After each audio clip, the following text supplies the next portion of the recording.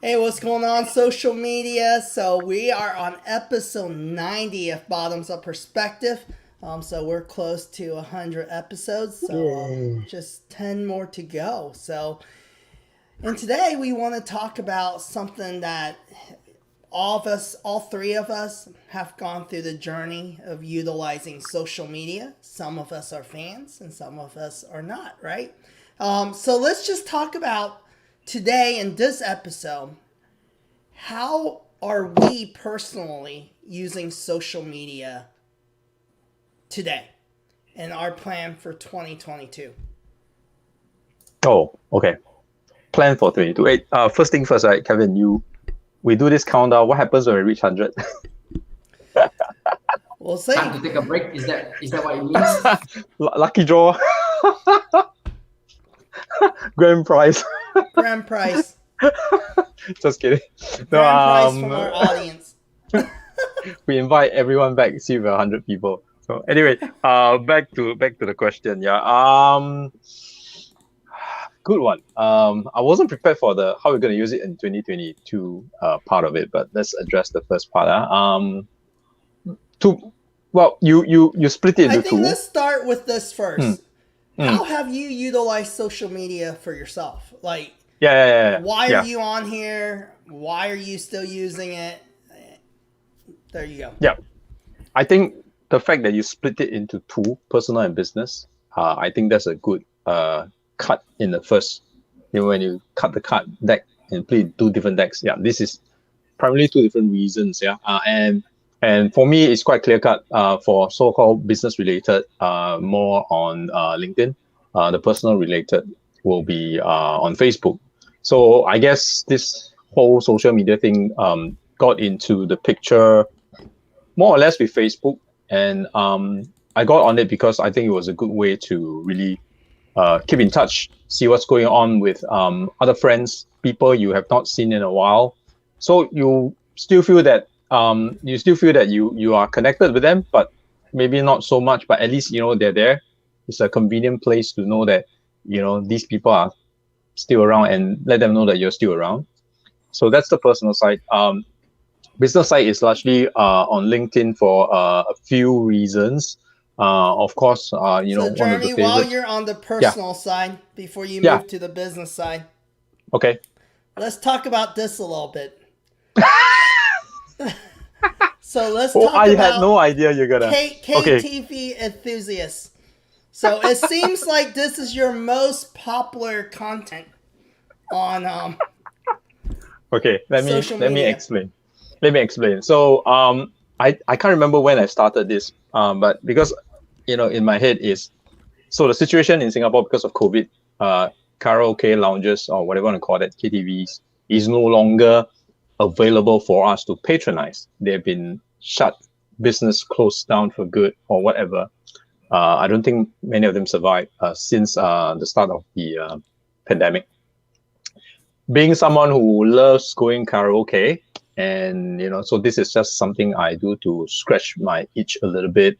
So on a weekly basis, I'll throw a theme out and get people to contribute the songs that they sing on KTV. So to number one, scratch the itch. Number two, get a group of people who are also missing karaoke to at least share a little bit and build a song database so that in case one day we all go back and are able to enjoy this activity, I can go through these posts and say, oh yeah, I haven't sang this song in a while. Oh yeah, this song, blah, blah, blah, that kind of thing. So did that address it? No, that's great. No, because I think it's unique because even though this is more your personal page, right? Yeah. Your posts on the KTV is very engaging, right? It's just friends, people who have, went to KTV before. I guess they identify with it, and then, we just chat on it, different songs, share different Yeah, so songs. Yeah. it's very just casual. You guys, it's a niche, right? Everyone likes karaoke's, and Yeah. I mean, I've commented on some as well, and I think it's kind of fun because there's songs that I remember listening to myself, growing Yeah. up that I haven't heard in a long time. Like Cantonese singers and stars. Yep. So, you know And I think for our audience out there, we talk about the business aspect of social media so much, right? But I think there's also this personal aspect to, just relax. Some people get lost in their feed. But it seemed like within Facebook itself, it's become a very much a community oriented Yeah, platform. it I is. mean, it's hard to sell anything now on Facebook. It's hard to really do business on Facebook. I don't know much people that are really successful, only if they have a large budget. But I think they have done a very good job regards to the community group aspect, right? Yeah. So, and that's why I just wanted to bring that up. I think it's kind of unique. And I think as a business, I think if you can get creative and utilizing not so much selling, but creating groups that are more where it's a special niche, right? If you like video gaming or if you like the NBA basketball, and you create these private groups and in order to create engagement and building community online. I So, I think the community aspect is built around the interest groups, right? I yep, think we see the interest group thing, uh, pretty much all across social media. That's why you have things like Discord now. I don't know even if you classify that as social media, but it's very what do you call it? Interest slash community yep, oriented, right? correct. And of course now I mean everyone is used to having different WhatsApp chat groups or WeChat chat groups, that kind of a thing. So it's kind of like gone from social media like Facebook to more of community type. Yeah. So that's kind of like something I do just for fun on the personal level. I don't cross share whatever content I have in Facebook and in LinkedIn and vice versa. They seldom cross over unless I think that which is really something I want to share. So back to the business aspects, why I am on LinkedIn. Really, well, number one, to spread the good word about my personal brand. That's something everyone started to do. Was primarily the reason I went on anyway. But increasingly, I find that LinkedIn is important. I mean, not just from the personal branding aspect. Yes, it's the large umbrella around it, but I find it a good place to how do I put it?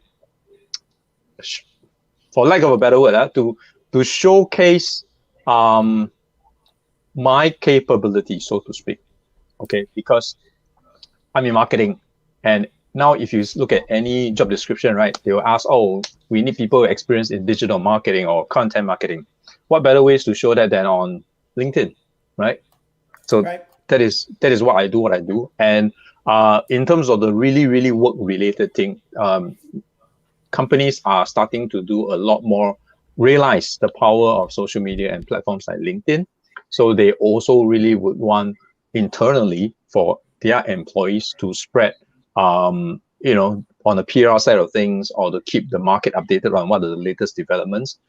Employees are great ambassadors for the company, and LinkedIn is one social media platform for us to do that, to talk about what's happening or what your company is doing that you want to share. So that's really more on the practical, really 100% work aspect.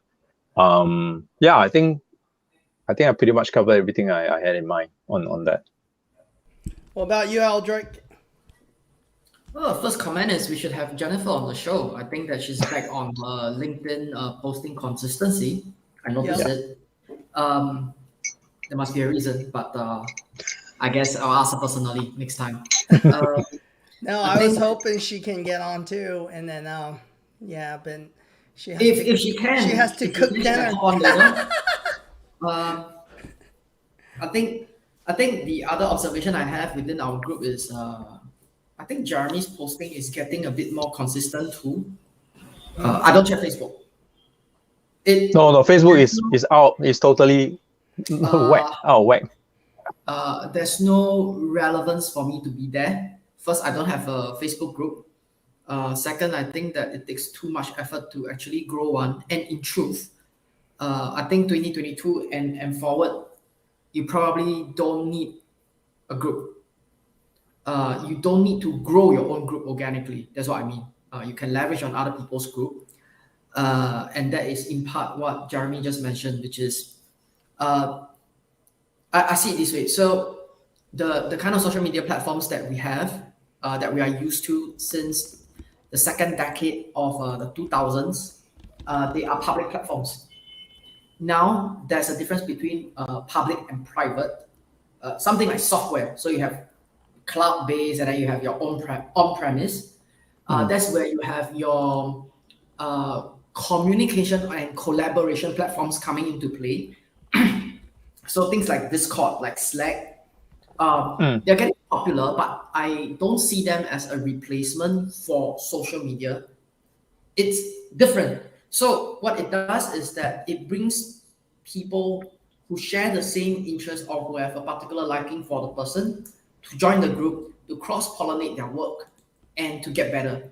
So it's slightly closed door in a way. Some of them are by invite, but it's easy, and it circles back to my point. You don't need to grow your own group on Facebook, on Instagram. You can find interest groups on Discord, on Slack, and then if you get your way in, it is actually more meaningful to spend time there than to be on social media, because you go in with a purpose. You know what those people are about, so you are going to be focused. So I think this will this is the trend that I see. Of course, now it's like there's social media and then there's the collaboration tools, but eventually we will, as with time, eventually collaboration tools will come to the limelight. Social media will slowly move behind, and I think that's the way it is today. So just before I finish off this part, Jeremy mentioned personal branding, and topics that's relevant to that. I understand. We went to the same course. We had the same instructor. The important thing is Is this. that how you guys met? No. Okay. We met He through work. recommended it. I went there for exposure anyway. So Okay. but I'm not going to talk about how I feel about the course. That's irrelevant. I want to say this in the context of digital and marketing. So it's an overlap of both. The digital aspect of marketing evolves bit by bit on a daily basis. So if you don't follow, you get left behind very quickly in time to come. I don't mean social media. I mean digital. Back then in 2018, 19, personal branding was you got to do it. You got to promote what you think. You got to promote your personal brand. You got to promote what you believe. I think these days, people who are still talking about it, they are close to being irrelevant. I'll put it that way. They don't understand what's coming, or they do not experiment enough to know what's coming, and I think that's dangerous. Not that I really care, but from a commercial perspective, when you are irrelevant, prospects and clients leave you. Okay, so if you are interested to build your own solopreneurship, your own products, your own company, you will have to move beyond and see what's coming. And I think that's relevant. Personal branding is slowly moving behind. No one really cares now. That's why for me, I no longer talk a lot about it. I don't post that often on LinkedIn anymore. Same for Jacqueline, the one that appeared on our Growing Up episode 3, the LinkedIn superstar. She doesn't post daily anymore. So it should say something. Okay. For me, I think personal branding still works, but it's not about you, how you think, what your beliefs are. People are tired about it. Instead, it's really about, I call it POP, promotion of portfolio. So first, promote your work. Your work is you. Face it, your work is you. And people like to see work that's being produced by others, as opposed to we telling them what to do. Okay? So POP, promote promoting the portfolio, and the other one is I occasionally showcase my achievement. And that's it. The personal opinion piece to me now takes the bench. Low priority. Yeah, lowest priority. Yeah. So that's what I think now. Oh, that's interesting because it's good to hear everyone's perspective, right? Because for me, I run an agency, so I do marketing. I don't even, now I prefer not to even say digital marketing. It's just marketing in general, right? Because there's just too many aspects to digital marketing or marketing. It's all within the same, right? It's the whole idea of winning attention, and I think Eldrick's right. All these tools go through this life. I always said there's these Life timelines, a life cycle, and we've seen it through MySpace. We've seen it with Google. It just repeats. History repeats itself, and you see there's a timeline for everything, right?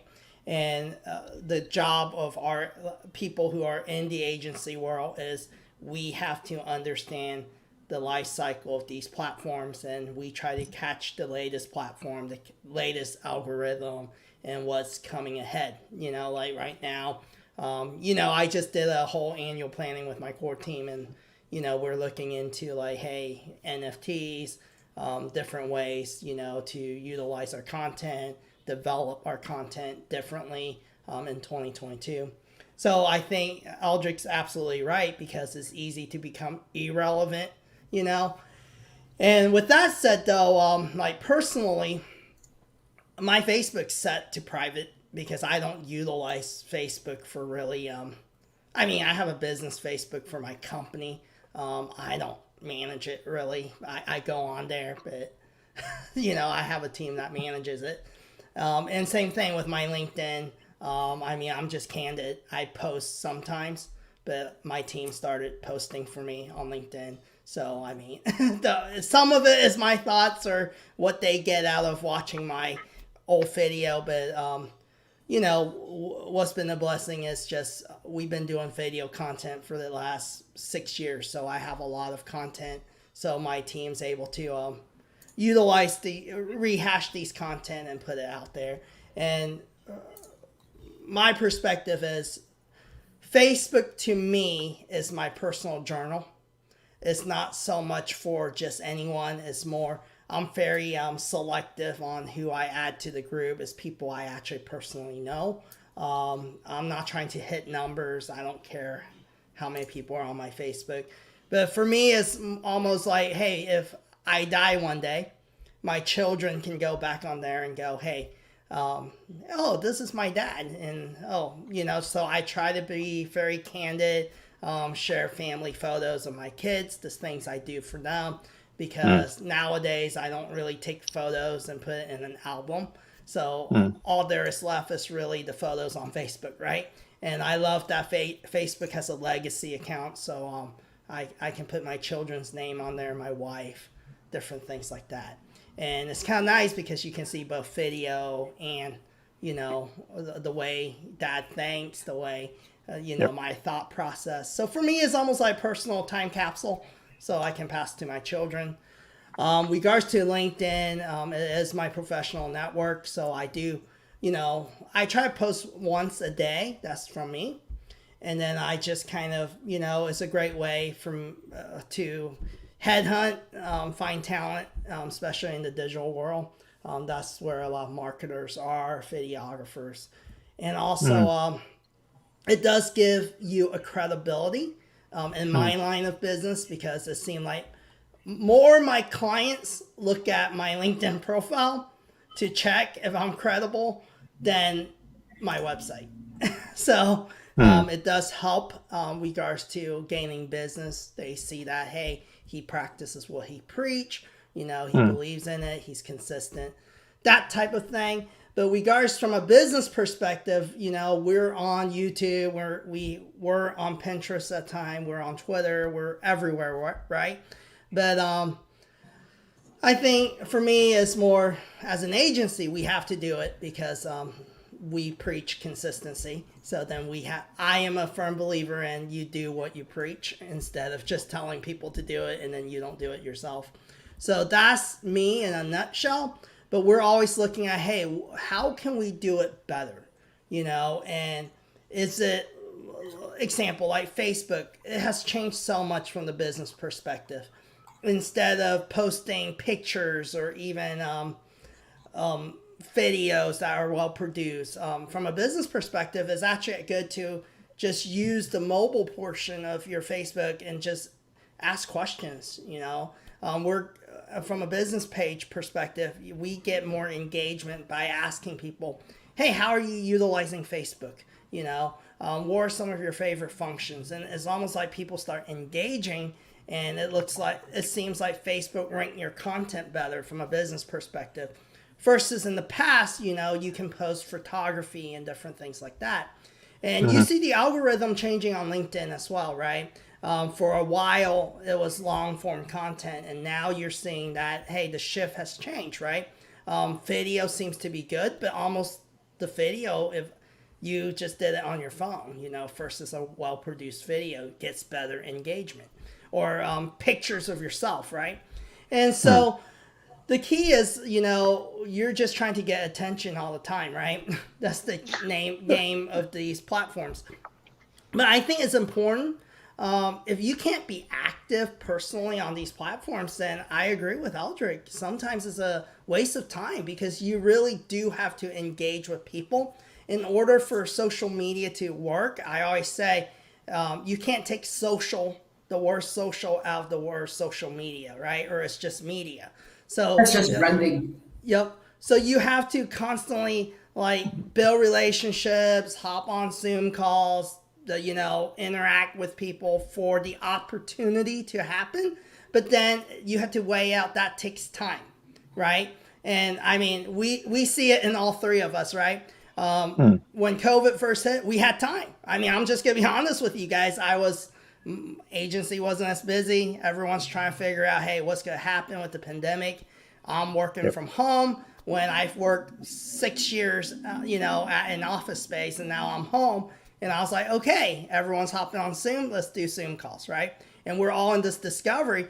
But after meeting 40 people on Zoom every day, and maybe out of the whole week, you might have one opportunity, and now the world kind of, even though it's not truly open back up, but I think people are tired of the pandemic and things are kind of back to normal and people don't want to, they're not active as much. And I think human nature, we're hungry for conferences, interaction, for things to go back to the new normal, So I think businesses are done offline.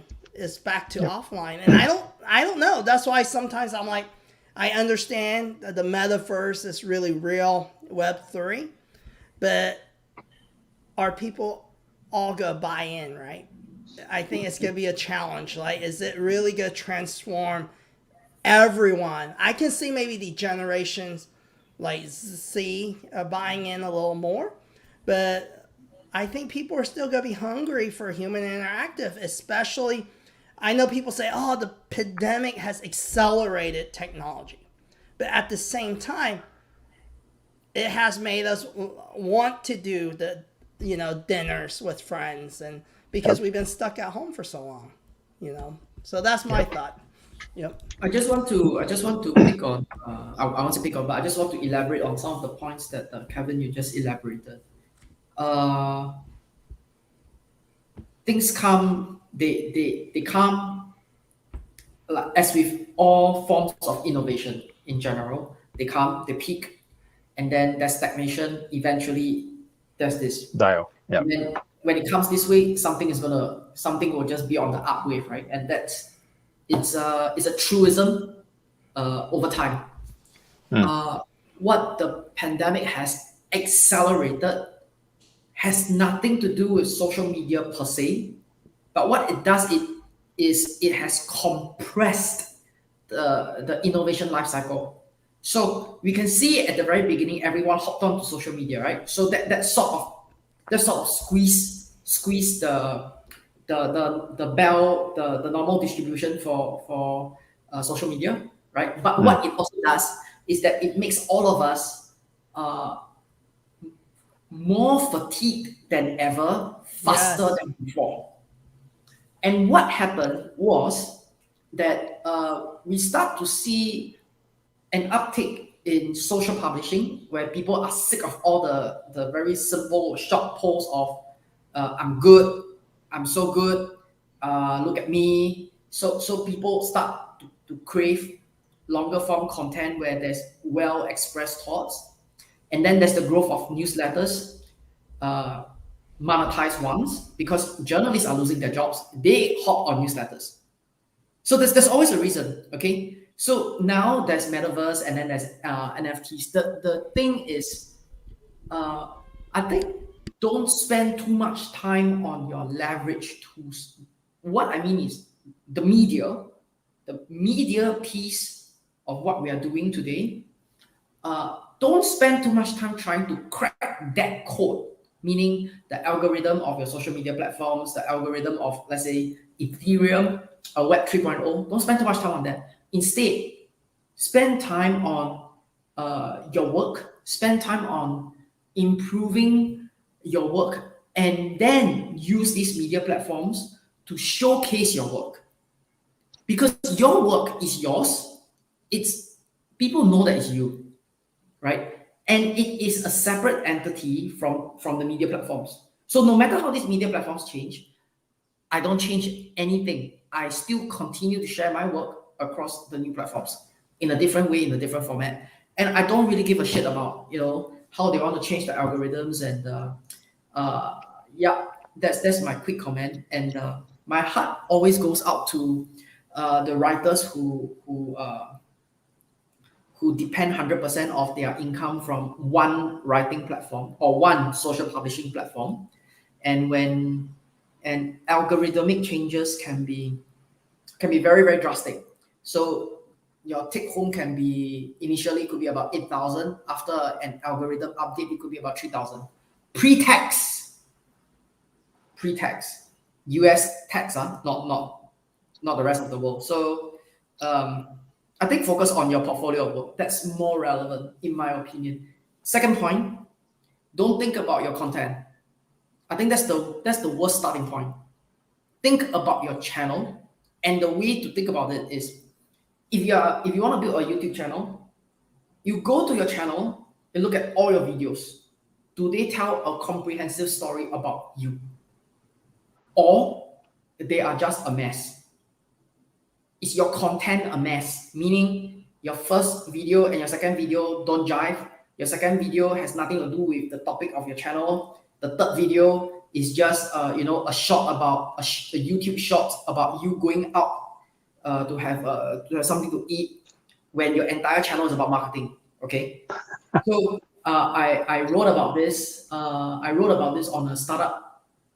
I wrote about this and submitted to a startup publication on Medium, and people are like, oh yeah, that's a different way of thinking about this. So don't think about your content, but think about your entire channel. What does your channel represent, right? If I go to your LinkedIn profile, I scroll through all the posts, one scroll, okay, one scroll, 5 posts, and I don't have an idea what you're trying to tell me. I'm not interested anymore. Literally, I'm not interested anymore. Yeah, so that's what I think. Bring the attention back to yourself. It's my personal journey for this. No, that's a great perspective because I think there's a lot of ways to utilize social media, and I think you have to garner it to your own personality and who you are as a person. Because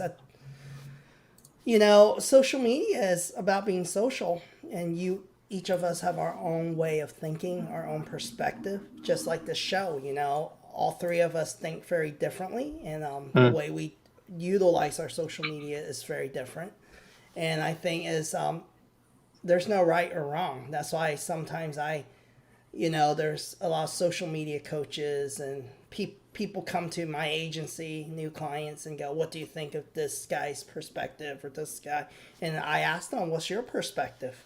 Can you be like, Grant Cardone? Are you Grant Cardone? Do you have own $1 billion portfolio, you don't, then you're not going to drive the same traffic as Grant Cardone, same thing. Are you Elon Musk? Can you, he's he's the wealthiest man, right? Yeah, influential. Yeah. So he's influential. So like the way he tweets, people listen. But if I did it, no one's gonna listen to me. They're like, this guy's crazy, So, I think I like what Eldrick said. One, I think you have to focus on yourself and what you want to put out there, and you have to look at it as a collectively, the story you want to tell.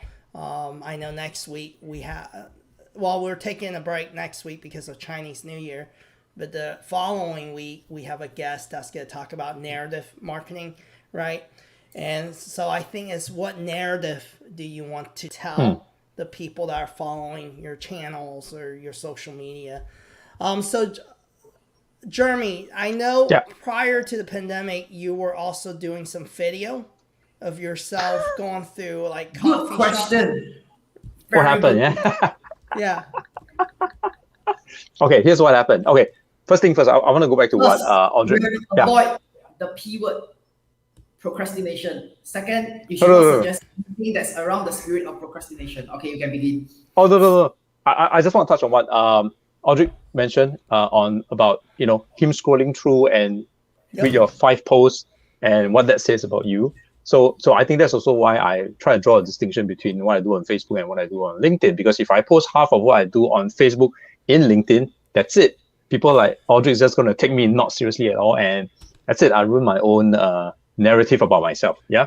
So you might be real popular, but that's not what I'm out to do. But that's not what I'm out to do for. All he has to do is to run along the streets naked. And you get all do TikTok, yeah. You just have to sing on LinkedIn. People have suggested that, but no, I probably shouldn't. Yeah, I got the bad mic and all that. You'll lose your job, but you'll have a fun hobby with a lot of followers. not gonna happen. Still need a job, man. You'll be an influencer, but you won't get paid. Exactly, hungry influencer. My children are all gonna die. To answer all this question, it's really like you said, right? Showcase your portfolio. The videos and whatever I share on retail on LinkedIn is exactly what I was trying to do, right? So what happened to the videos? Whole of last year, I didn't do any videos. It's really primarily just to hide and not be the one that infects the whole family or cause the whole family to be put under lockdown. That's why I really avoided doing videos. Plus the vaccination status things and all that. Okay, anyway, I'm struggling to see if we talk about this year, right? 2022. I'm struggling to I really want to go out and do videos, pick up where I left off this year, because there are a few new stores. Surprise, surprise, during pandemic, there are new stores open in Singapore, new concepts that I probably have a list in my mind, which are the ones I want to go and shoot videos. But again, it's this concern about if I go and I bring something back or get my family on lockdown, I have young children, they cannot go to school, that's not really good. So it's a really, really fine balance. But truth be told, I really want to go back and do it. Yeah, of course, there's also that pressure of that so-called recognition influencer thing. So really, it's down to that lah. However, on the personal side of things, since we also talk about social media, let's talk about the social aspect. Yeah.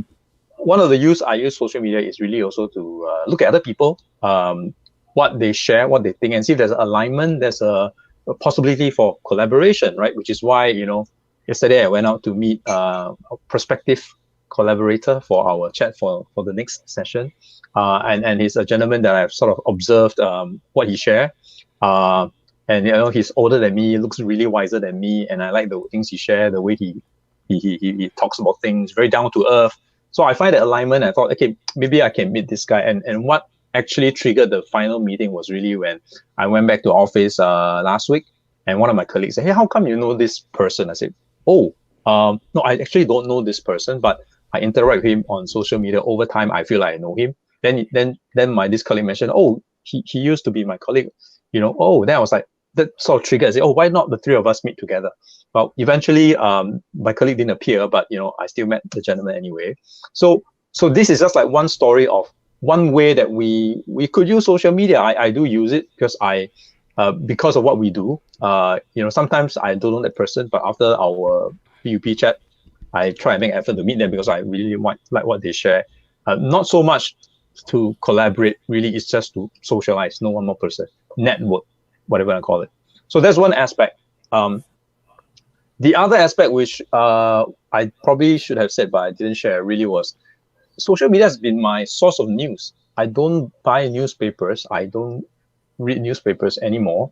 But be it things that are generally happening, general affairs happening, or more on the business side of things, retail happenings. I think social media is really a good source of information because it really, well, in a way, it is not that, filtered or governed, right? So you really get different views, world views on how certain things are. And in the field of retail, I think really social media is one way for me to keep in pace. So and I've social realized, media feeds what you want to think the way your perspective is. So yeah, I know the algorithm thing, yeah, but I do think that I still maintain that ability to be, critical thinking and analyze what these guys are saying. I hope I do, and I think I do. I may be wrong, but I think it's important to keep pace, especially for an industry like retail. Things are happening very differently, and it really does, I feel, make me be better at my job based on what I read and what I understand. What's happening in the US? Oh, what's happening in this part of the world? And try to make sense of which one is better of which one, or if anything at all. It forms some background that at least I think I can speak confidently if somebody asks, hey, what's the situation in Asia versus US, right? Retail, or who do you think is going to be, what is the more prevalent trend? Is this going to come over here? Like we always talk about live streaming in China. Is it going to be going over to US? That kind of thing. It makes me appreciate what's happening in the world of work, retail better, the industry that I'm in. So I think we should not neglect that. So I think I agree with you, Jeremy. So for me, like, I have so many numerous opportunities that open up because of social media. Because if it wasn't for social media, I would be antisocial. So so that's what Jen said. Or my son said, "Dad, you have no friends." I had that said to me before.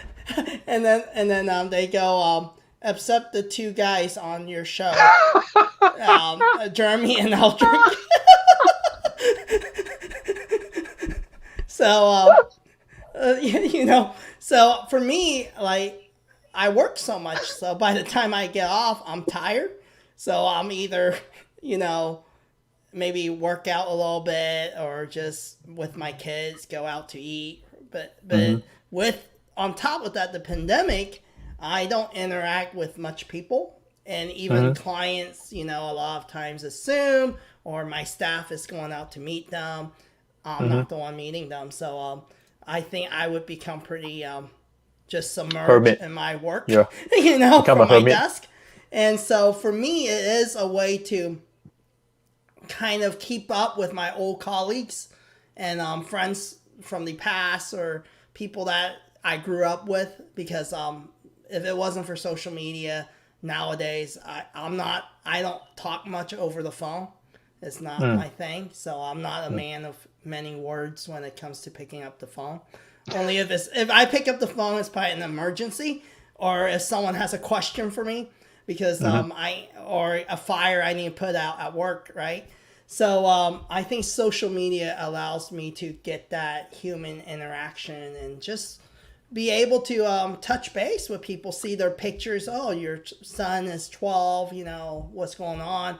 For me, I find it easier for me to just, Facebook message or comment, versus, hey, picking up the phone and asking. And maybe I'm just not very social. I don't know. But that's me, And it's nothing against people. It's not I don't like people. I've never been... my wife's the opposite, right? She wants to interact. She wants to go have a cup of coffee. For me, I'm a very loyal person. the people I am close to, I'll go help you if you need something, that type of thing. But I'm just not like, let's have a coffee, you know, all the time type person. I go have coffee because my wife goes to have coffee, so I have to go. You know, so Personality. yep. Different So it's just a personality. Yeah. personality thing, right?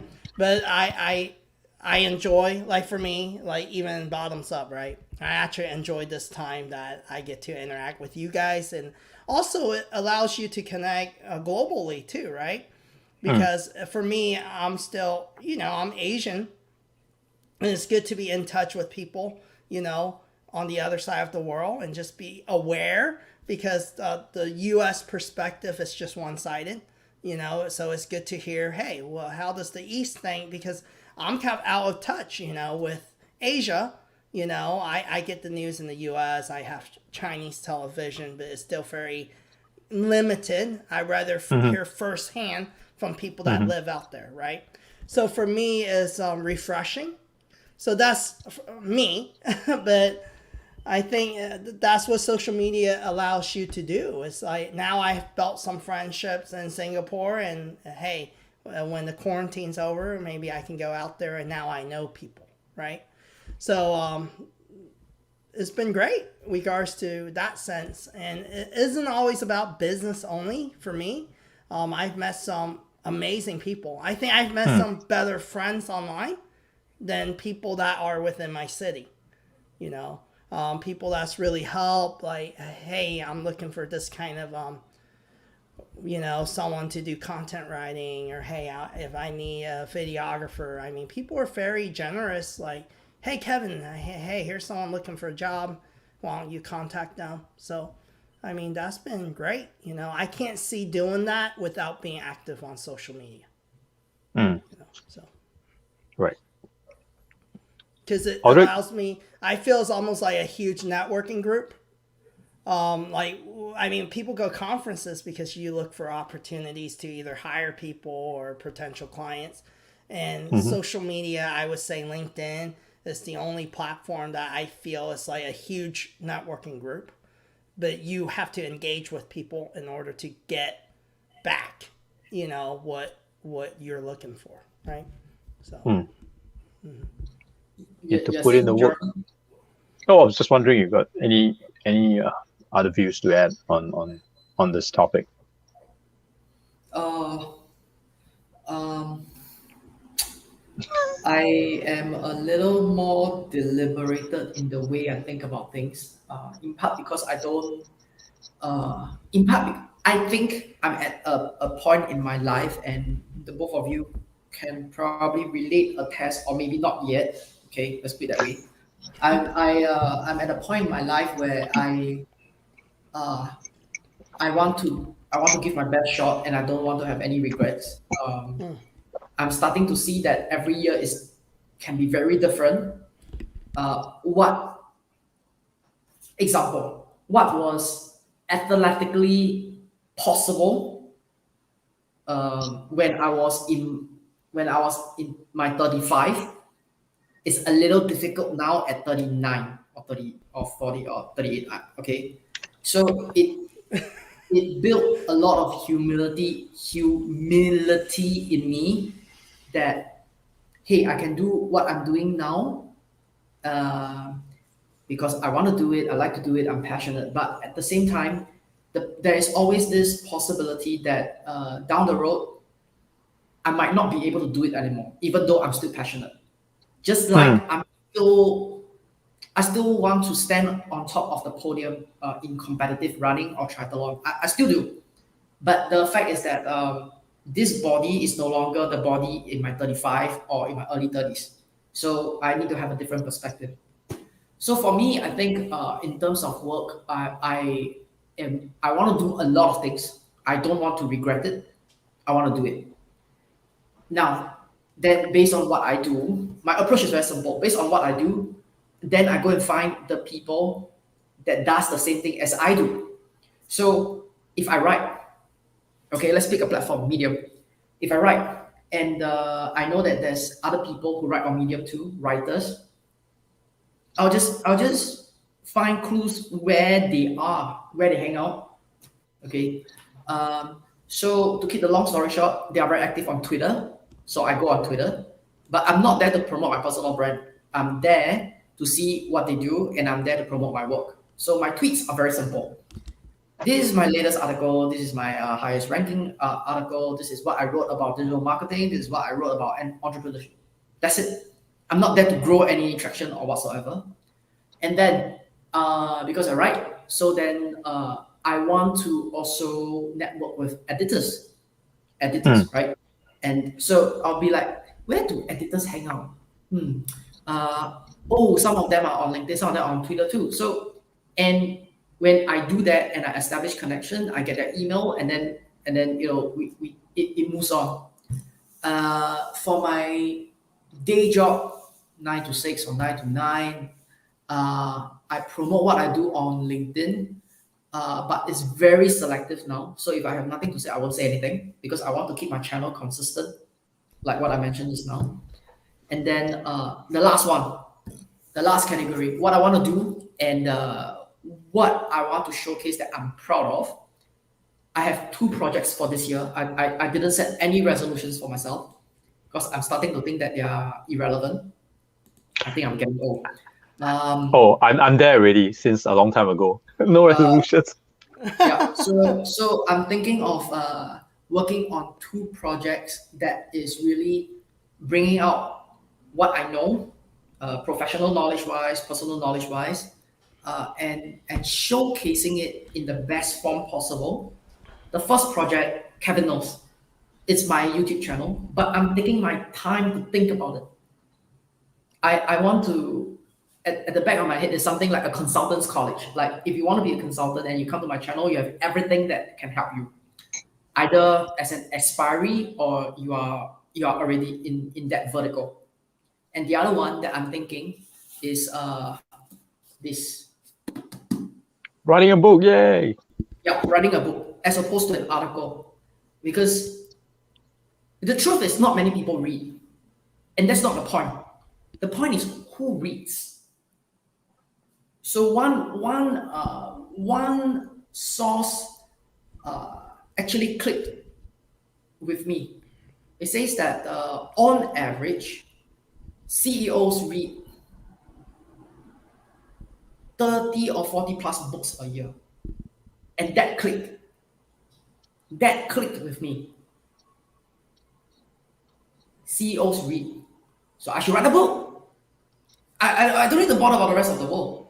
I just need to get in front of those people who will read and take action. Who are those? CEOs, right? Yep. So that's the two projects that I have, and when I'm done, I'll probably promote my work online, let's say, but it's not to focus on the promotion, but it's to focus on what I've produced. And I think that would be a more grounded approach towards using whatever form of social media that's freely available. And it's something that when I promote, I can be proud of. And this is really wow. I really speed up every single organ in me, and this is like so that's what I think. It's so in a way, because I'm thinking about all this and because I'm trying to be to better my writing one day at a time, one article at a time, I no longer think about, okay, I should say this, personal branding or just promoting what I think, how or what I think what you should do no longer makes sense to me. In a way, it just doesn't. Like, I think we should engage with more depth, but I'm not going to preach it. I'm going to do it, and then I'll show it. That's what I think. No, that's great. Awesome. I think, and that's something you create a collection of your life's work, like a book doesn't go away. It's all together, and I'm a firm believer, and that's something my team talked about too this year, is I'm a firm believer in YouTube. Out of all the social channels, it's the one. Oh, I think this one is gonna stay. This one will stay. It's the only one I feel, and I'm a digital marketer. I look at this stuff every day. YouTube is not going away. It's a search engine as well. So I think this one will stay regardless of, it's different. It's not about content. It's almost a repository. Think of it as almost like a indexing library type thing, right? So, and it goes across generations, right? Yeah. My son's favorite thing is YouTube. My mother, she watches YouTube.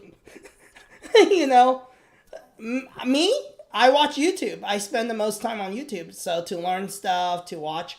So I think it goes across generations. You can't say that about LinkedIn. My son's not on LinkedIn.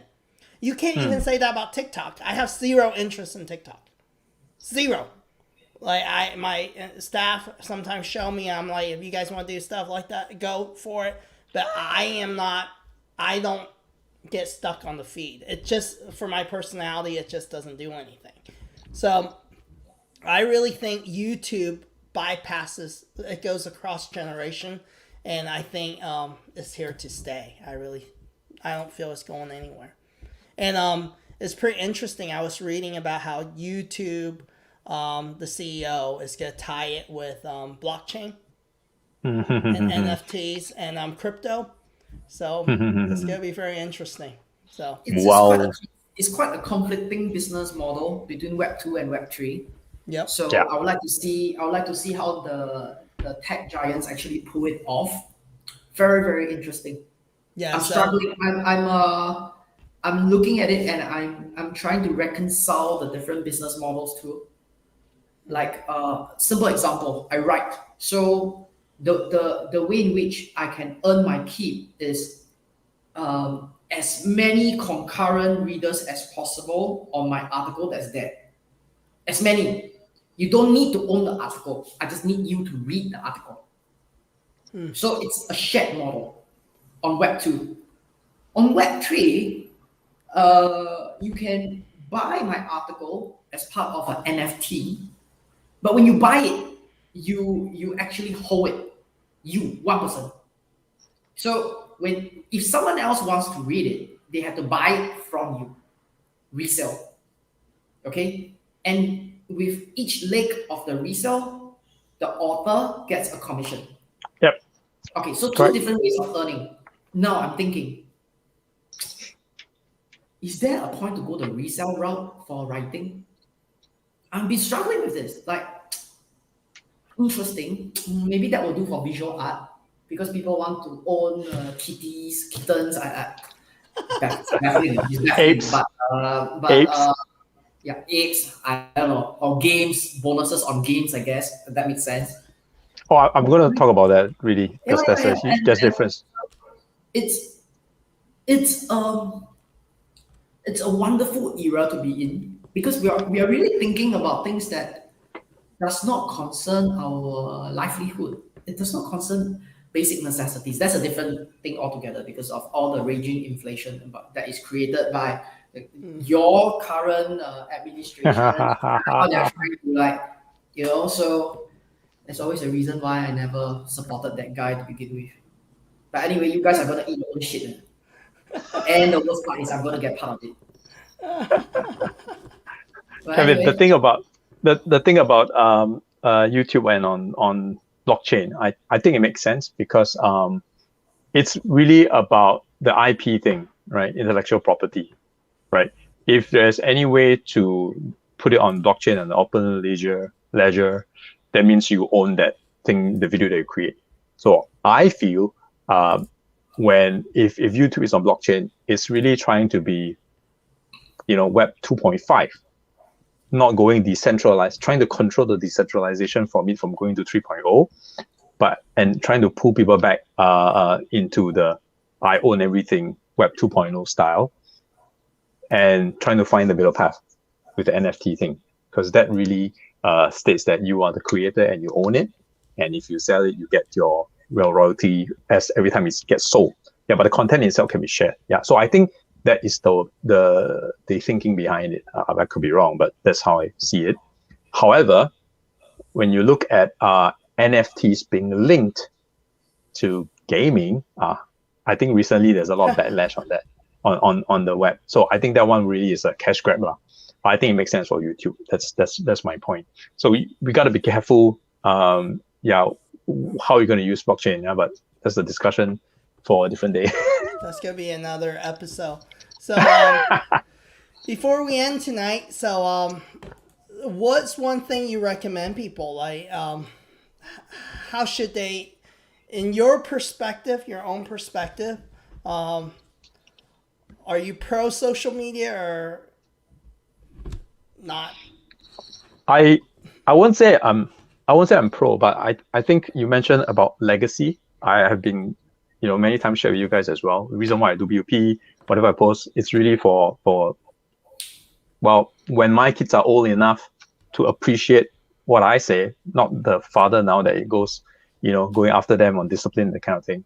Hopefully they discover all these videos and, oh, that's what my dad thinks about whatever. And really, that's kind of what I can leave behind. I don't have riches and maybe what's mental or wisdom, if hopefully it is, wisdom will be more valuable. Who knows? So the legacy aspect, I think, is one of the main reasons I do what I do on social media. A piece of me lives on until the platform goes away lah. Immortalize myself. I don't know. I should shoot more videos. Yeah. You didn't answer Kevin's original. I did. What was that? How do I see it? To the videos in your repository that you have already shot. Are you going to process them and put it out? No, I actually, you mean my retail ones? I actually do have a YouTube channel, but I don't promote it, and I have not updated it. I have not uploaded everything I've done, so I just keep all those videos now on my LinkedIn profile under the highlights part. But I think with the newer, I do have the more later short videos on the YouTube channel, but I'm keeping it really as a repository of my work.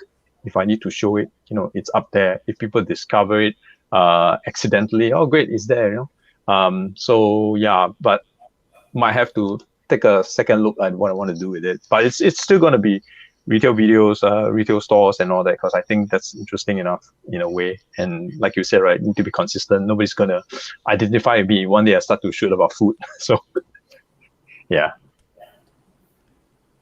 Now, yeah, I think it comes down to, when it comes to social media, is how you want to utilize it. There's so many ways to utilize social media today and so many platforms. And it really depends on who you are, your personality, what you're comfortable with. And if you're a business, then maybe it's a little different, right? It depends. Then you have to look at your product and your service. What are you selling? And where's your audience, right? I think it's goofy when people go, oh, I need to be on TikTok, and their product has no audience on TikTok. Then why do you need to be on TikTok, right? So I'm not a firm believer in I believe in diversifying, but you also need manpower to diversify, or energy or cost or time. And if you don't have that, then you need to go with your lowest hanging fruit. Where is your audience for your product or service? And just be there, right? But there's so many ways to go about it. And that's why, you can go on YouTube and search social media gurus or social media coaches, and you have 5,000 people talking about all these different. Oh, there must be millions of results, millions. Yeah, all these methods, right? But at the end, it's that's the method that worked for them, right? It might not work for you. So, if you want to, support them, there's nothing wrong with supporting people, but it's almost like, I look at it as almost like donations, right? So, because there's just so many ways to look at all this stuff, and you really have to know yourself and what you're comfortable with, what's your ability as a business, in order to really tackle it, right? Even for us, right? Bottoms up. We've looked at it in so many ways. We're all busy people, and we don't have a lot of engagement now on our show. And we have to evaluate, right? And probably Jeremy goes, hey, what are we going to do? 100 episodes, right? And Eldrick, I think we're all thinking the same way. And in all honesty, it's like we have to reevaluate, right? Is it worth our time? Are we going to get busier?